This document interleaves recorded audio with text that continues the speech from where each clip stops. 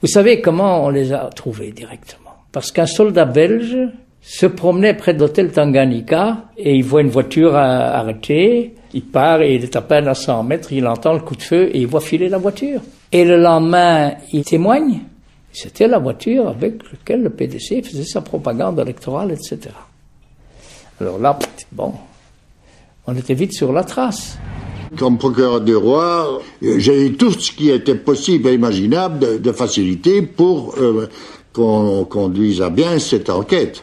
Et très vite, bon, on a trouvé que c'était une carabine qui devait appartenir, je crois, à Yatrou, qui était l'oncle de Kagéorgis.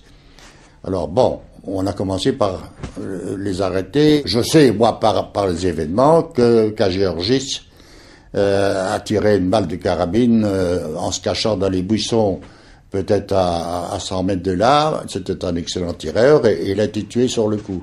Bon, on les a un peu cuisinés, ça a été vite, et puis de là, on est remonté vers le groupe Tidendereza, Biroli et autres. Hein. Bon, certains ont avoué, Kagéorgis a avoué. Il a dit qu'il a fait ça dans un moment d'égarement, mais enfin bon, il a bien avoué que c'est lui qui avait tiré. Takilisha, je crois, a avoué aussi. Tidendereza et Biroli n'ont pas... Tidendereza a nié, et Joseph Biroli a tourné un peu autour du pot, enfin bref.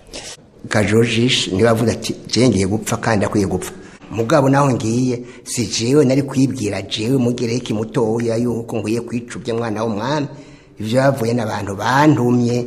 Moi je sentais très bien qu'il y avait quelque chose qui chipotait les autorités politiques belges. Vous savez, quand on est dans cette situation-là, on s'évite un peu, on ne parle de rien. Mais de là à aller dans l'enquête vraiment vis-à-vis de l'administration belge, ça je n'y ai vraiment pas pensé. Je ne pouvais pas imaginer que nous aurions été à la base de fomenter un assassinat.